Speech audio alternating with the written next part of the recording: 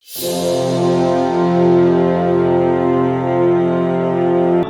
Lam Mim, Alif Lam Ra, dan sebagainya. Makna huruf-huruf itu hanya Allah yang tahu. Ada yang berpendapat bahwa huruf-huruf itu adalah nama surat, dan ada pula yang berpendapat bahwa gunanya untuk menarik perhatian atau untuk menunjukkan mujizat Al-Quran, karena Al-Quran disusun dari rangkaian huruf-huruf abjad yang digunakan dalam bahasa bangsa Arab sendiri.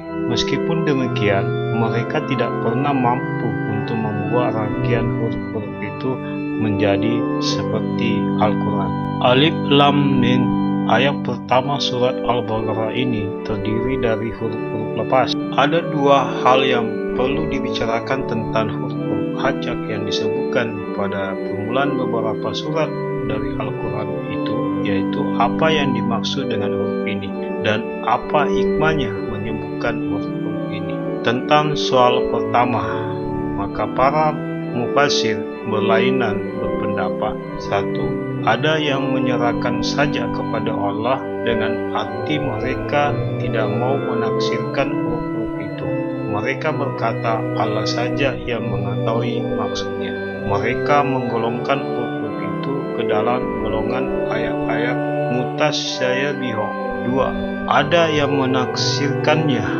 Mufassir yang menafsirkannya ini berlain-lain pula pendapat mereka. A, ada yang berpendapat bahwa huruf itu adalah isyarat singkatan dari kata-kata. Umpamanya Alif Lam Mim, maka Alif adalah singkatan dari Allah, Lam singkatan dari Jibril, dan Mim singkatan dari Muhammad, yang berarti bahwa Al-Quran itu datangnya dari Allah, disampaikan oleh Jibril kepada Muhammad. Pada Alif Lam Ra, Alif singkatan dari Ana, Lam singkatan dari Allah, dan Ra singkatan dari Ar-Rahman, yang berarti Aku Allah yang Maha Pengasih. B, ada yang berpendapat bahwa huruf-huruf itu adalah nama dan surat yang dimulai dengan C. Ada yang berpendapat bahwa maksud dengan huruf-huruf abjad itu adalah huruf-huruf abjad itu sendiri.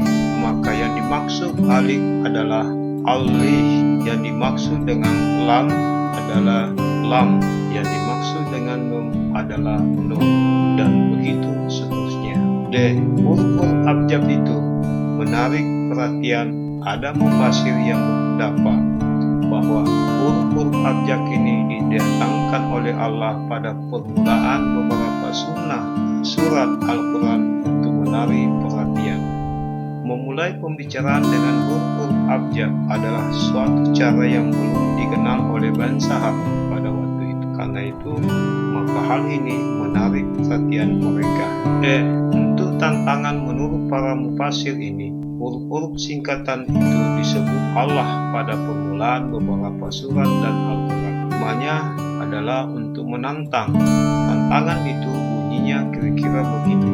Al-Quran itu diturunkan dalam bahasa Arab, yaitu bahasa kamu sendiri, yang tersusun dari huruf-huruf singkatan seperti Alif, Lam, Mim, Ra, Qa, Ha, Ya, Ain, Sa, Qa, Da, Sim, dan lain-lain.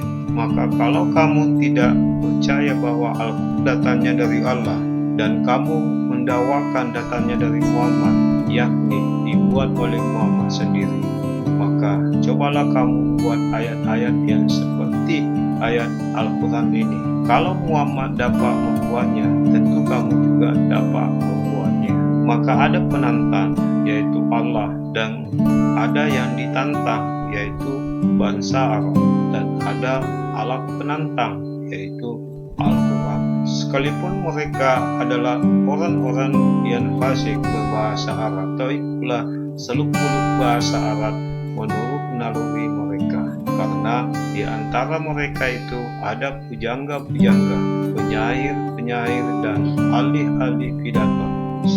Namun demikian mereka tidak bisa menjawab tantangan Al-Quran. dengan membuat ayat-ayat seperti Al-Quran. Ada juga di antara mereka yang memberanikan diri untuk menjawab tantangan Al-Quran itu dengan mencoba membuat kalimat-kalimat seperti ayat-ayat Al-Quran itu.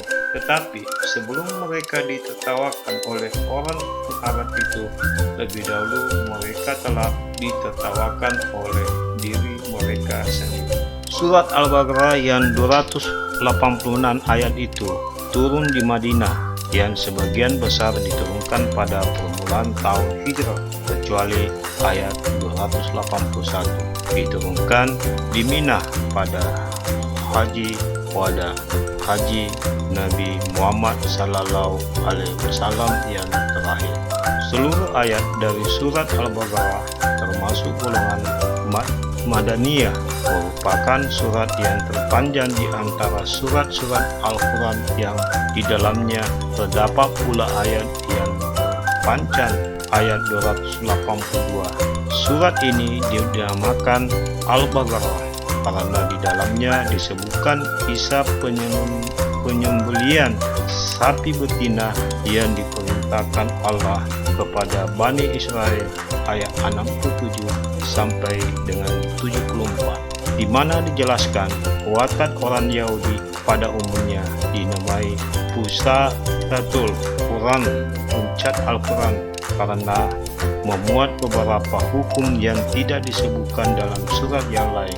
Dinamai juga surat Alif Lam Mim karena surat ini dimulai dengan Alif Lam Mim. Dukung channel ini akan update informasi edukasi pengembangan dan pengenalan diri dalam kehidupan semesta alam, atas petunjuk hidayah dan rahmatnya menuju kebahagiaan dan keselamatan dunia akhirat. Silahkan subscribers, like dan share.